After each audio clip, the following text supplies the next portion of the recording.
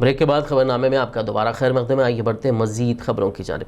Deputy mayor बाबा फसीउद्दीन ने आज दरगाह हज़रत यूसुफियन रहमतुल्लाह अलैह पहुंचकर चादर चढ़ाई और मिनिस्टर KTR की यौम पैदाइश के ज़िमन में नेक तमन्नाओं का इजहार किया। बता दें कि कल 24 जुलाई को KTR का बर्थडे है। इस मौके पर दरगाह में आने वाले ज़ायरीन की तादाद को देखते हुए बाबा फसीउद्दीन ने यहाँ एंटी वायरल दवाई के छिड़काव के लिए स्प्रे मशीन भी डोनेट की। नौजवान म्यूनसिपल NIT मिनिस्टर और TRS पार्टी के वर्किंग प्रेसिडेंट KTR साहब के सालगिरह मुबारक कल है। तो आज क्योंकि कोरोना वबा पूरी दुनिया में फैला हुआ है, तो नौजवान क़ायद म्यूनसिपल NIT मिनिस्टर KTR साहब और TRS पार्टी के वर्किंग प्रेसिडेंट KTR साहब के आज उन्होंने कहा कि मेरे बर्थडे के ऊपर कोई केक हो या फूल हो, बुके हो ना लाए, आवाम की खिदमत करे कहकर उन्होंने ऐलान किया। उसी तरह से आज तेलंगाना राष्ट्र समिति के TRS के माइनॉरिटी लीडर्स और TRS के स्टूडेंट विंग लीडर्स सब मिलकर आज यूसुफियन शरीफन दरगाह पर आकर यहाँ पर शहंशाह दक्कन यूसुफियन शरीफन के पास आकर आपके पास चादर चढ़ाकर दुआ की। आप KTR साहब की सेहत के लिए, तेलंगाना आवाम में आज जो वबा फैली हुई है कोरोना वबा, जल्द से जल्द अल्लाह तबारक तआला ख़त्म कराए कहकर आज यूसुफियन शरीफन के सामने अर्जी लगाकर कहा। और साथ में आज यहाँ पर GHMC के साथ मिलकर आप TRS माइनॉरिटी लीडर्स हम सब ने कहकर आज यहाँ पर सोडियम हाइड्रोक्लोरिक के स्प्रेइंग सैनिटाइजर मिशंस को भी आज यूसुफियन शरीफन दरगाह में आज यहाँ के ज़िम्मेदार शख्सों को या मिशंस भी दिया गया। दरगाह हज़रत यूसुफियन की ज़ियारत के बाद डिप्टी मेयर बाबा फसीउद्दीन ने तारीख़ी मक्का मस्जिद पहुंचकर सुपरिटेंडेंट MA खदीर सिद्दीकी से मुलाकात करते हुए मस्जिद में एंटी वायरस दवा का स्प्रे करने के लिए 2 सैनिटाइज़र मशीन्स दिए। आज नौजवान municipal IT minister TRS party के वर्किंग प्रेसिडेंट KTR साहब के कल सालिना मुबारक है। तो ये सारी दुनिया में जो वबा फैली है कोरोना वबा के वजह से KTR साहब ने कहा कि पूरे तेलंगाना के नौजवानों से बिलखुसूस TRS पार्टी के हर एक कारकुन से कहा कि मेरे सालगिरह मुबारक पे कोई बुके ना बांटे, ना कोई केक ना काटे, जो भी करना है आवाम की खिदमत करे और ये कोरोना वबा से फैलने से रोकने के लिए जिससे भी जितनी खिदमत हो सके वो खिदमत करे कहकर KTR साहब ने कहा। आज उसमें ही आज मक्का मस्जिद में आकर यहाँ के सुपरिटेंडेंट साहब को हमने 2 सोडियम हाइड्रोक्लोरिक के मिशंस को दो सोडियम हाइड्रोक्लोरिक के मिशंस को यहाँ के स्प्रे करने के लिए उनको यहाँ पर हमारी तरफ से एक छोटी सी खिदमत उनको दी है और हमारी खिदमत को कबूल करने के लिए उनसे गुजारिश की है। अल्हम्दुलिल्लाह 2 मिशंस को यहाँ पर दिए और रेगुलरली हमारे GHMC के जानिब से ही सोडियम हाइड्रोक्लोरिक इनको देते जाएंगे और हाई टेक्नोलॉजी के बैटरी के से यूज़ करने के मिशंस को लोग दिया गया है। और पूरे तेलंगाना के आवाम से और बिलखुसूस TRS पार्टी के हर एक क़ायद भी पूरे लोग भी कल KTR साहब के सालगिरह मुबारक में पूरे जो ये वबा से बचने के लिए जो इंतजाम किए जा रहे हैं उसमें काम कर रहे हैं और साथ ही साथ ब्लड डोनेशन काम कर रहे हैं। तेलंगाना जन समिति पार्टी में मुस्लिम नौजवानों ने आज शमूलियत इख्तियार की। इस मौके पर पार्टी प्रेसिडेंट प्रोफेसर कोदंडाराम ने खंडवा पहनाकर इन नौजवानों का पार्टी में खैर मकदम किया। इस मौके पर खिताब करते हुए कोदंडाराम ने कहा कि नफरत की सियासत ख़त्म होनी चाहिए और सिर्फ आवाम की भलाई और फलाह के लिए ही सियासत करनी चाहिए। हमें बेड मिल गया तो भी लाखों रुपयों का फीस ये देना हम जैसे लोगों को तो नामुमकिन है। सरकारी दवाखाना में अगर जाना है उस्मानिया तो देते, लेकिन एडमिशन के बाद अगर आपको कोविड पॉजिटिव निकला तो आपको गांधी हॉस्पिटल में भेजा देते हैं। हम ये जानते हैं उस्मानिया में और गांधी हॉस्पिटल में ऑक्सीजन नहीं और वहाँ पे ये वेंटिलेटर जो है बहुत कम है।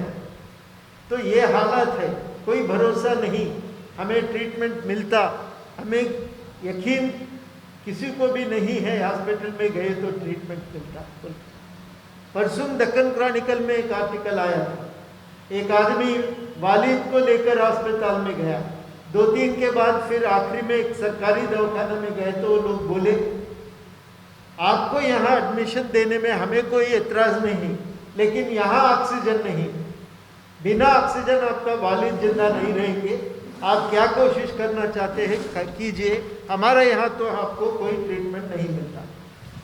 तो आखिरी में उनका परेशानी देखकर वहाँ कोई ट्रीटमेंट के लिए आया था, उन्हें हाल में उनको एक बात बोला ये नंबर है, ऑक्सीजन ब्लॉक में मिलेगा और ये सिलेंडर ले जाके घर में ट्रीटमेंट शुरू करो। उन्हें वैसे ही किया, एक सिलेंडर ले गए तो उनका फैमिली डॉक्टर आके जैसा उन्हें दवा दिया वो दवा का इस्तेमाल किए और आखिरी में वो तो अच्छा होकर जिंदा है अभी। गुज़िश्ता 2 दिनों से हो रही ज़बरदस्त बारिश से विकाराबाद, तांडूर और परगी के तकरीबन इलाके तालाब में तब्दील हो गए हैं। नदियां लबरेज होकर बह रही हैं, जबकि देही इलाकों के घरों में पानी दाखिल हो जाने से लोगों को काफ़ी मुश्किलात का सामना है। जिला विकाराबाद, तांडूर, परगी समेत रंगारेड्डी के बाज़ मकामात पर पिछले 2 दिनों से हो रही बारिश से ऐसा लग रहा है जैसे यहाँ बादल फट पड़े हों। नदी, नाले, खेत खलियान, सड़कें, हर जगह पानी ही पानी नजर आ रहा है। बारिश की वजह से इन इलाकों के तालाब लबरेज हो गए हैं, जबकि नदियां, कुंटे लबरेज होकर बह रहे हैं। इन देही इलाकों के घरों में पानी दाखिल हो जाने से जहां लोगों को परेशानी का सामना है, वहीं जानवरों को भी काफ़ी मुश्किलात का सामना करना पड़ रहा है। दूसरी जानिब तांडूर के मलकापुर, अनंतराम और इंदौर मवाज़ियात में धुआंधार बारिश के बाद कई मवाज़ियात झील की शक्ल में तब्दील हो गए हैं। पानी घरों में दाखिल हो जाने से मौजे की आवाम को काफ़ी दुश्वारियों का सामना करना पड़ रहा है। खाने पीने के ज़रूरी अशिया भी पानी में बहकर ख़राब हो गए हैं। यहाँ की आवाम को हुकूमत और इंतज़ामिया की तरफ से राहतकारी के कामों की उम्मीद है। అర్ధరాత్రి కూడా ఇంతకు ముందు వాగు రావడం జరిగింది। ఈ అల్లాపూర్ వాగు, ఈ బాస్పల్లి ఇవన్నీ కూడా ఫ్లో ఎక్కువైపోయి మల్కాపూర్ గ్రామంలో ఆ చేన్లు పంటలు పండించుకున్నారు, విత్తనాలు వేసుకున్నారు, అవన్నీ మునిగిపోయినాయి। ఆ అర్ధరాత్రి పూట వస్తే చిన్న చిన్న పిల్లలు, ఎవరైనా ప్రెగ్నెంట్ ఉమెన్ ఉంటే వాళ్ళంతా ఇక్కడ వెళ్ళాల్సిన పరిస్థితి ఉంది। కాబట్టి తక్షణమే అధికారులు వెంటనే స్పందించి మల్కాపూర్ గ్రామ సర్పంచ్ కానీ, సెక్రటరీ గారు కానీ, స్థానిక ఎమ్మెల్యే గారు స్పందించి పెద్ద పెద్ద కుంటలు కొట్టించడమో లేకపోతే వాగులు కొట్టించడమో చేస్తే ఆ నీళ్ళన్నీ ఒక ఫ్లోలో వెళ్ళిపోతాయి। ఇక్కడ మల్కాపూర్లో రావడంలోనే ఒక ఆనకట్టలాగా ఉంది, కెనాల్ ఉంది। ఆ కెనాల్లో లోపల వాటర్ ఫ్లోగా వెళ్ళిపోవడానికి కింద ఫెసిలిటీ లేదు। మొత్తం ముళ్ళ కంపలు కానీ అవన్నీ జామ్ అయిపోయినాయి। అవన్నీ జామ్ అవ్వడంతో మొత్తం ఇండ్లన్నీ మావి పీకల లోతులో మునిగిపోయినాయి। ఇప్పుడు దానికంతా ఎవరు ఈ నిర్లక్ష్యానికి ఎవరు బాధ్యులవుతారు? మా ఇంట్లో ఉన్నటువంటి టీవీలు, ఫ్రిడ్జులు, అన్ని కూలర్లు ఇవన్నీ పోతేవని నిత్యావసర వస్తువులు। सड़कों और नशीबी इलाकों से बारिश के पानी की अदम निकासी के बाद कई इलाके, कॉलोनीज और सड़कें झीलों में तब्दील हो गई हैं। जिले के सबसे बड़े प्रोजेक्ट कोटपल्ली प्रोजेक्ट और लखनापुर प्रोजेक्ट में बारिश के बाद सतह में ज़बरदस्त इजाफा हो गया है। विकाराबाद से बहने वाली मूसा नदी की सतह में भी इजाफे की वजह से पानी के बहाव में भी काफ़ी तेज़ी दर्ज की जा रही है। नदियों के बहाव में इजाफे के बाद कई मकामात पर ट्रैफिक निज़ाम दरहम बरहम हो गया है, जबकि कई मकामात पर खड़ी फसलों को भी नुकसान पहुंचने की खबर है। हैदराबाद के कई इलाकों में आज सुबह से वक्फे से बारिश का सिलसिला जारी है। जुमेरात की सुबह की अव्वलीन सातों में शुरू हुई बारिश से आवाम को शदीद गर्मी से राहत नसीब हुई। तेज़ बारिश के बाद बाज़ मकामात पर सड़कों पर पानी जमा हो गया और गाड़ी सवारों को मुश्किलात का सामना करना पड़ा। ट्रैफिक पुलिस और GHMC के अमले ने फौरी हरकत में आते हुए सड़कों से पानी के निकासी के इंतज़ामात को यकीनी बनाया। बंजारा हिल श्रीनगर कॉलोनी में वाक़ निखिल हॉस्पिटल की इमारत से गिरने के बाद एक शख्स की मौत हो गई। तफसीलात के मुताबिक रिटायर्ड एयरफोर्स मुलाजिम नागेंदर कुछ दिन पहले कोरोना से मुतासिर होने के बाद निखिल अस्पताल में भर्ती कराए गए थे।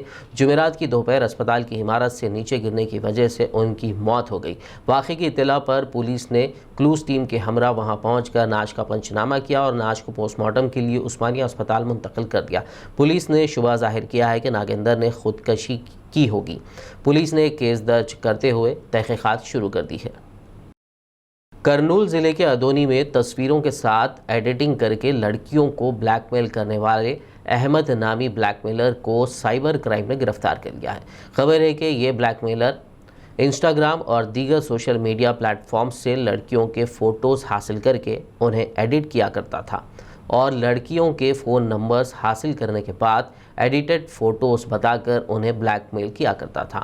इस ब्लैकमेलर के ज़रिए 100 से ज़्यादा लड़कियों को ब्लैकमेल करने की खबर सामने आई है।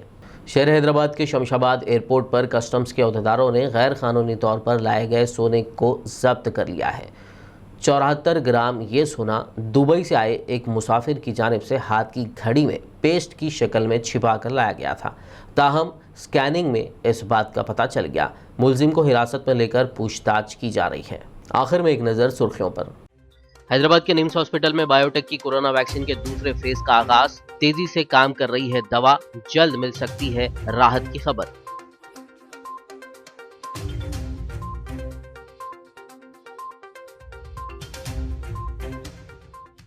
तेलंगाना हाईकोर्ट का केसीआर सरकार से सवाल, कहा उस्मानिया हॉस्पिटल की इमारत हेरिटेज है या नहीं, की जाए वजाहत।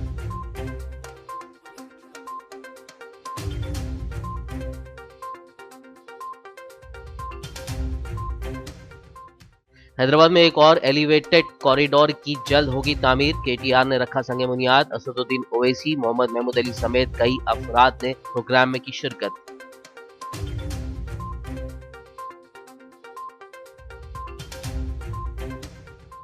सेवन टूम्स कुतुब शाही हेरिटेज पार्क में तामीर होगा इंटरप्रिटेशन सेंटर। वजीर केटीआर और हैदराबाद एमपी असदुद्दीन ओवैसी ने रखा संगे बुनियाद।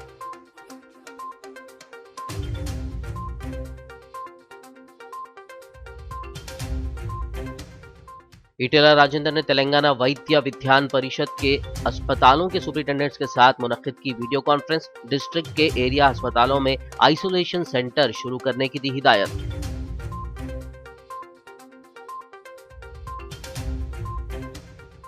विकाराबाद जिले में फट पड़े बादल। बारिश की वजह से कई गांव तालाब में तब्दील, नदियां भी हुई लबरेज। आवाम को दुश्वारियों का सामना।